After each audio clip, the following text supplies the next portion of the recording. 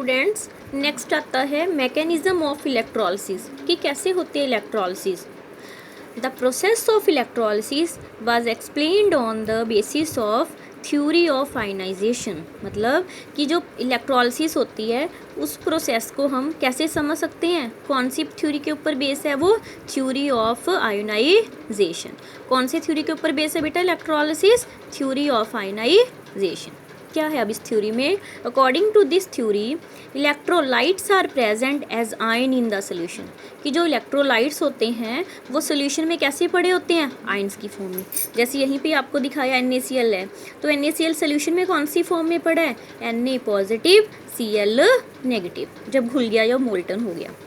Clear. And the function of electricity, मतलब जब आप उसमें करंट पास करते हैं, इलेक्ट्रिसिटी पास करते हैं, तो उसका काम क्या होता है? Simply to direct these ions to their respective electrodes. Means ये आयन पहले सोल्यूशन में ऐसे ही पड़े हैं, पॉजिटिव नेगेटिव घूम रहे हैं। अब आपने जब इलेक्ट्रिसिटी पास की तो इलेक्ट्रिसिटी का क्या, इलेक्ट्रिक मतलब करंट का क्या काम होएगा? इन आयन को उनका रास्ता दिखाना। मतलब पॉजिटिव आयंस ने कौन से इलेक्ट्रोड पे जाना है, नेगेटिव ने कौन से पे जाना है, ये सारा कुछ कब होता है? इलेक्ट्रिक करंट पास होने के बाद। ठीक है जी। कैटाइंस जो पॉजिटिव चार्ज होते हैं वो कहाँ पे जाते हैं बेटा? कैथोड नेगेटिव के पास। अब ये तो पता है ना आपको कि अपोजिट चार्ज एक दूसरे को अट्रैक्ट करते हैं। तो कैटाइन पॉजिटिव कहाँ पे जाएगा? नेगेटिव कैथोड के पास। एनाइन नेगेटिव कहाँ पे जाएगा? पॉजिटिव एनोड के पास। क्लियर बच्चे। और ये मूवमेंट जो आयंस की है सोल्यूशन में, मैं पहले भी बता चुकी हूँ, इसको क्या बोलेंगे आप? इलेक्ट्रोलिटिक और आयनिक कंडक्शन। ये किया ना पीछे डेफिनेशन कि movement of ions in solution, solution में जो मूवमेंट है आयंस की उसको क्या बोलेंगे आप? Electrolytic conduction. क्लियर। और ये आयन की मूवमेंट होती क्यों है, किसकी हेल्प से होती है? इलेक्ट्रिक करंट की हेल्प से। ठीक है।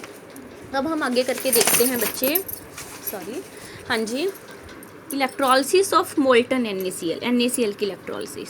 कि जब इलेक्ट्रिक करंट को पास किया हमने NaCl में तो वो कौन से में टूटता है?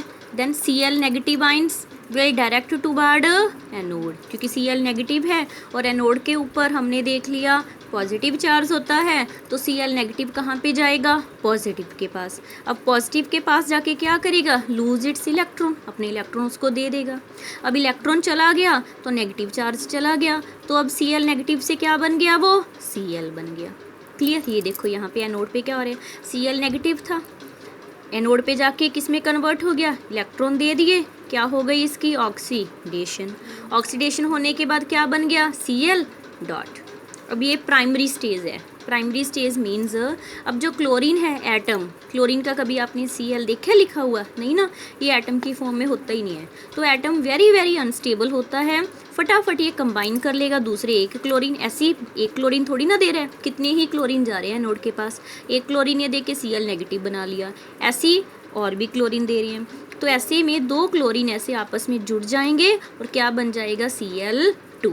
प्राइमरी चेंज में क्या हुआ था? फ्री रेडिकल मतलब एटम बन गया था। सेकेंडरी में क्या हुआ? दो क्लोरीन आपस में कंबाइन करके क्या बन गया? अब इसका क्लोरीन का मॉलिक्यूल। क्लियर। ऐसे ही जो Na पॉजिटिव है, पॉजिटिव किसकी तरफ करेगा? कैथोड की तरफ मूव करेगा। अब इसके पास पॉजिटिव चार्ज था तो कैथोड नेगेटिव से क्या करेगा? गेन वन इलेक्ट्रॉन, एक इलेक्ट्रॉन इसने गेन कर लिया। गेन करने के बाद 1 इलेक्ट्रॉन ईच, मीन्स जितने भी सोडियम आयंस आएंगे सारे एक एक इलेक्ट्रॉन को गेन करेंगे। गेन करने के बाद ये देखो प्लस था, इलेक्ट्रॉन गेन कर लिया, ऐड हो गया, अब किस में कन्वर्ट हो गया? सोडियम में। अब सोडियम का एटम स्टेबल होता है, आपको पता है, तो इसने इलेक्ट्रॉन को गेन किया, इसकी क्या हो गई बच्चे? रिडक्शन। यही इसकी क्या है? प्राइमरी स्टेज पे खत्म हो गया इसका रिएक्शन। अब क्या होएगा? ओवरऑल रिएक्शन हमने क्या देखा? बैलेंसिंग के लिए 2NCl है तो हमें 2NaCl लिए हमने। 2NaCl जब इलेक्ट्रिसिटी पास की तो क्या बन गया उसका? Na2 कैथोड के पास चले गए और Cl2 कहाँ पे चले गए बच्चे? एनोड के पास। ये सारी कौन सी प्रोसेस हो रही है? इलेक्ट्रोलिसिस।